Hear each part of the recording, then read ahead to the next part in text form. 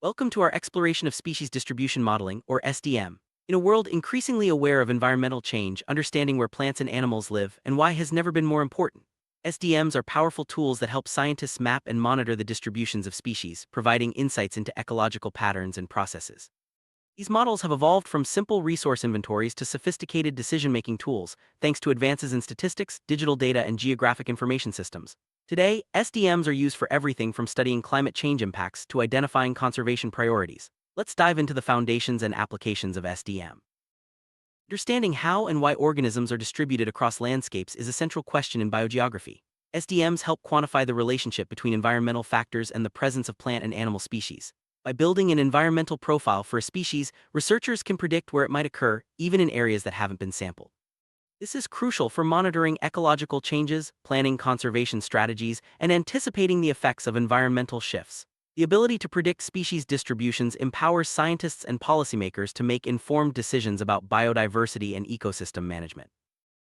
Species distribution modeling has a rich history, drawing from both geography and ecology. Early efforts focused on mapping vegetation and habitats, but the field has expanded with the advent of GIS and digital data. Today, SDMs are known by many names: predictive vegetation mapping, habitat suitability modeling, bioclimatic envelope modeling, and more. While the terminology varies, the core idea remains: using environmental data to predict where species are likely to occur. This evolution reflects a shift from simply creating maps to developing models that explain and forecast ecological patterns. Applications of SDMs are diverse and impactful. They're used to study climate change effects, identify areas for conservation, predict the spread of invasive species, and even map disease risks. For example, SDMs can help locate regions suitable for species reintroduction or assess the likelihood of rare species being detected. In practice, SDMs support both interpolation, predicting distributions in unsampled areas, and extrapolation, forecasting changes across time or space. This versatility makes SDMs invaluable for ecological research and environmental management. The heart of SDM is the concept of the ecological niche. A niche defines the range of environmental conditions where a species can survive and reproduce. However, the term niche can be interpreted in different ways. The fundamental niche includes all conditions a species can tolerate, while the realized niche is the subset actually occupied, shaped by interactions like competition or mutualism. In most SDM studies, what's actually modeled is closer to habitat, the environmental conditions where a species is found, rather than the full ecological niche. Understanding this distinction is key to interpreting SDM results. Species respond to environmental gradients, changes in factors like temperature, moisture, or soil nutrients. Each gradient can be thought of as a dimension in the species niche. The way a species responds to these gradients determines its distribution. For example, a plant might thrive only within a certain temperature range with optimal growth at a specific point. Understanding these response curves helps modelers predict where a species is likely to occur, based on environmental data. Selecting the right gradients is a crucial step in building effective SDMs. Environmental gradients used in SDMs are typically classified as direct, resource, or indirect. Direct gradients like temperature or pH have a physiological effect on species but aren't consumed. Resource gradients such as water or nutrients are consumed and can lead to competition. Indirect gradients like elevation or latitude are correlated with other environmental factors. The choice of gradients depends on the species and the scale of the study. Using a mix of these gradients allows modelers to capture the complexity of species-environment relationships. Translating the concept of a niche into a map involves several steps. First, the niche is described in environmental space, defining the conditions where a species can persist. Then statistical methods are used to quantify this profile. Finally, the environmental profile is projected onto geographic space, producing a map of suitable habitats. This process allows researchers to visualize where a species could potentially occur, given the available environmental data.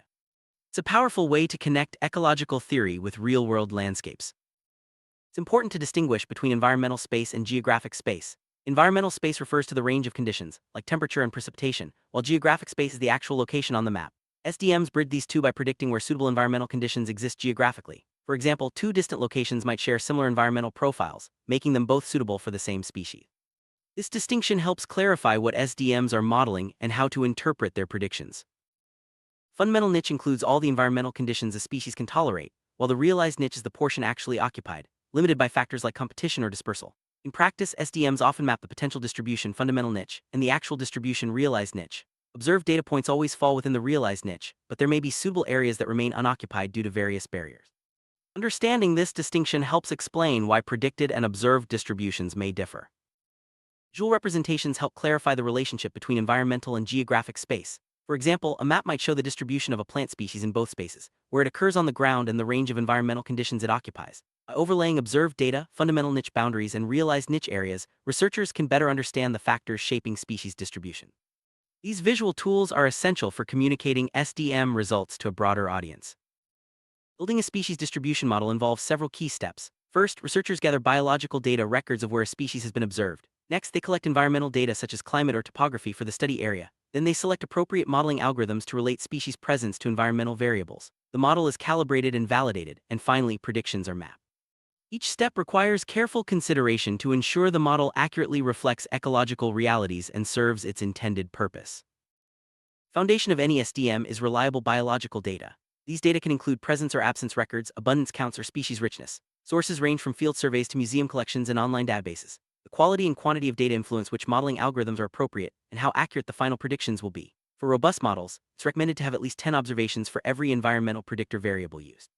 Sampling strategies and data limitations must be considered to avoid bias and ensure meaningful results. Biological data are not without challenges. Absence data can be ambiguous. A species might be present but undetected, especially if it's rare or cryptic. Detection issues are common in animal studies, but even plants can be missed due to seasonal changes or seed banks. Additionally, correct absences in suitable habitats may result from competition, dispersal barriers, or disturbance. These uncertainties must be addressed during model calibration to avoid misleading prediction.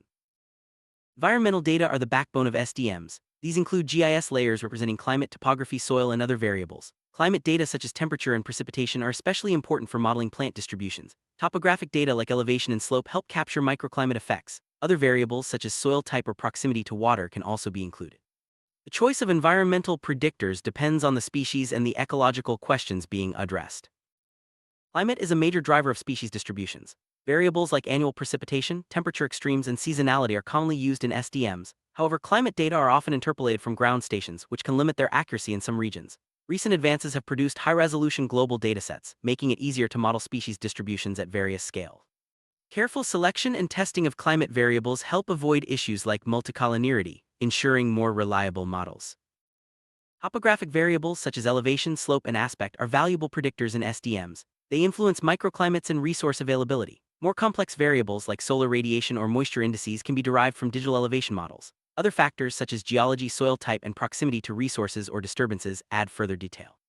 Including these variables helps modelers capture the full range of environmental influences on species distributions. Remote sensing data, such as satellite imagery and land cover maps, are increasingly used in SDMs. These data provide information on habitat structure, vegetation types, and landscape patterns. Land cover maps can improve model performance, especially at regional scales. However, at larger scales, their influence may be overshadowed by climate variables. Integrating remote sensing data allows for more detailed and dynamic modeling of species habitat. Wide range of algorithms are available for building SDMs. The choice depends on the type of biological and environmental data, as well as the desired output. Traditional regression methods like generalized linear models, GLM, are common, but more flexible machine learning methods, such as decision trees, neural networks, and genetic algorithms, are increasingly popular. Each method has strengths and limitations, and no single algorithm is best for all situations. The key is to match the method to the data and research goals. Regression-based methods, such as GLM and generalized additive models, GAM, are widely used in SDMs. They relate species presence or abundance to environmental variables using statistical functions. GAM and multivariate adaptive regression splines MARS offer more flexibility, allowing for nonlinear relationships. These methods are particularly useful for identifying the shape of species responses to environmental gradient. However, they require careful attention to assumptions and data distributions. Machine learning methods like decision trees, artificial neural networks, and genetic algorithms are increasingly used in SDMs. These approaches are data-driven and do not require prior specification of model structure. They can handle complex nonlinear relationships and are especially useful for exploratory analyses. Ensemble methods, such as random forests, combine multiple models to improve accuracy and reduce uncertainty. Machine learning is particularly valuable when dealing with large datasets and many predictor variables. SDMs are built using presence-only data, where absence information is unavailable or unreliable. Methods like environmental envelope models, Malinibus distance, and ecological niche factor analysis are designed for this scenario. More recently, machine learning approaches like maxent have proven effective with presence-only datasets, especially when sample sizes are small. However, these methods may struggle with extrapolation and require careful interpretation. Model calibration involves selecting the best variables and transformations, optimizing model fit, and estimating parameters. This process can be manual and subjective, as in GLM, or more automated, as in machine learning methods. The final model is chosen based on metrics like AIC or R-squared, but these are not always comparable across different model types. Calibration is a critical step that influences the accuracy and reliability of SDM prediction. A single modeling algorithm is universally superior. Model performance depends on the species, study area, data quality, and ecological context. Studies have shown that model accuracy can vary with species, geographic range, habitat specificity, and rarity. To address uncertainty, some researchers use ensemble predictions, combining results from multiple models to create a consensus map. This approach often improves accuracy and reduces risk in decision-making. Evaluating the accuracy of SDMs is essential. The most robust approach is to test predictions with independent data collected from new areas or using different sampling strategies. When independent data aren't available, researchers partition their datasets into training and testing subsets. Various metrics are used to compare predicted and observed values, helping to assess how well the model performs and where improvements are needed. Confusion matrix is a common tool for summarizing SDM accuracy with presence-absence data. It compares observed and predicted cases, categorizing them as true positives, true negatives, or false negatives. From this matrix, metrics like percent correctly classified, sensitivity, specificity, and kappa statistic are calculated. These metrics help researchers understand the strengths and weaknesses of their models, guiding further refinement. Most SDM algorithms produce continuous predictions, but practical applications often require binary maps, present or absent. Selecting the right threshold to convert probabilities into binary outcomes is crucial. The choice of threshold affects both model accuracy and map predictions. Guidelines suggest using prevalence or maximizing certain metrics like kappa, but the best choice depends on the study's objectives and the species in question. Apps can be used to visualize the accuracy of SDM predictions. By overlaying observed and predicted presence or absence, researchers can identify areas of agreement and disagreement. This spatial perspective helps pinpoint where models perform well and where improvements are needed. Visual tools make it easier to communicate results to stakeholders and guide conservation action. Receiver operating characteristic ROC curves are widely used to assess SDM accuracy. ROC plots sensitivity against one specificity for all possible thresholds, and the area under the curve AUC indicates how well the model discriminates between presence and absence. ROC analysis is both threshold and prevalence independent, making it a standard for comparing different models and datasets. However, it's important to use ROC alongside other metrics for a complete evaluation. No single accuracy metric is perfect. Some, like kappa and TSS, compare model performance to chance and account for both commission and omission errors. Others, like PCC or NPP, are more sensitive to prevalence. Recent research suggests using multiple metrics to get a balanced view of model performance. The choice of metrics should align with the study's goals and the ecological context of the species being modeled. Interpreting SDM results requires understanding the assumptions and limitations of the data and methods used. For example, false positives may arise from barriers that prevent a species from occupying suitable habitat, while false negatives can result from data or model inaccuracies. Researchers must consider these factors when drawing conclusions and making recommendations based on SDM outputs. SDMs play a vital role in conservation planning. By identifying areas of high habitat suitability, they help prioritize regions for protection, restoration, or species reintroduction. SDMs can also inform strategies for managing invasive species or mitigating the impacts of climate change. Their predictive power makes them essential tools for biodiversity management and policy development. One of the most important applications of SDMs is forecasting the effects of climate change on species distribution. By modeling how suitable habitat may shift under different climate scenarios, SDMs help predict potential range expansions, contractions, or shifts. This information is crucial for anticipating biodiversity responses and developing adaptive management strategies in a changing world.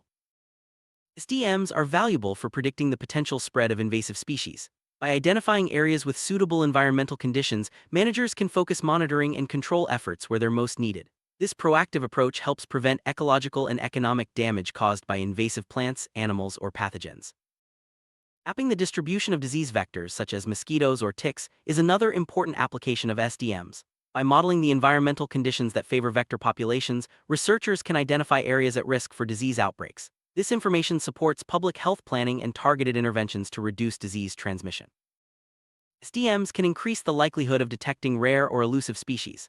By predicting where suitable habitats are most likely to occur, researchers can design more effective surveys and allocate resources efficiently. This is especially important for conservation efforts targeting species with limited distributions or low detectability. A variety of software packages are available for building SDMs, each supporting different algorithms and workflows. Popular tools include BioMPPER, BioModi, DVGIS, GRP Max, and R Project. The choice of software depends on the user's needs, data types, and preferred modeling approaches. Many packages now offer user-friendly interfaces and support for ensemble modeling.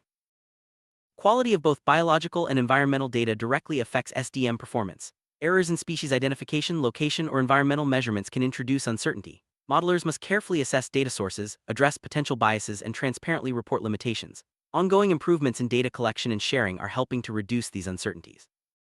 Spatial autocorrelation, when nearby locations are more similar than distant ones, can affect SDM results. There's ongoing debate about how best to account for spatial autocorrelation in modeling. Some methods explicitly incorporate spatial structure, while others may be biased if spatial patterns are ignored. Understanding and addressing spatial autocorrelation is an active area of research in SDM. Using SDMs to forecast future species distributions, such as under climate change scenarios, presents unique challenges. There's often a lack of validation data for future conditions, and assumptions like equilibrium and niche conservatism may not hold. Novel climates and changing interactions can complicate predictions. Researchers must be cautious and transparent about the limitations of forecasting with SDM. Effective SDM requires integrating ecological theory with statistical rigor. Ecologists bring knowledge of species, biology, and environmental relationships, while statisticians contribute advanced modeling techniques. Collaboration between these disciplines leads to more robust models and meaningful ecological insights. Bridging the gap between theory and method is key to advancing SDM research. SDM is a rapidly evolving field. New sources of biological and environmental data, higher spatial resolutions, and more sophisticated algorithms are expanding the possibilities. As SDMs become more widely used in policy and management, it's essential to continue refining methods, addressing conceptual issues, and improving data quality. The future holds exciting opportunities for SDM to inform biodiversity conservation and environmental decision-making. Summarized species distribution models are essential tools for understanding and managing biodiversity. They combine biological observations with environmental data to predict where species are likely to occur. While powerful, SDMs require careful attention to data quality, model selection, and interpretation. By integrating ecological knowledge and statistical methods, SDMs can support a wide range of applications, from conservation planning to climate change adaptation. Development of SDM as a field has been shaped by contributions from ecologists, statisticians, and geographers worldwide. Ongoing collaboration and dialogue continue to drive innovation and improve the reliability of these models. As we look to the future, the collective efforts of the scientific community will ensure that SDMs remain at the forefront of ecological research and environmental management. Those interested in learning more about SDM, a wealth of resources is available. Key references include foundational papers and books by leading researchers in the field. Online databases and software tools offer access to biological and environmental data, as well as modeling platforms. Continued learning and engagement with the SDM community will help you stay informed about the latest developments and best practices.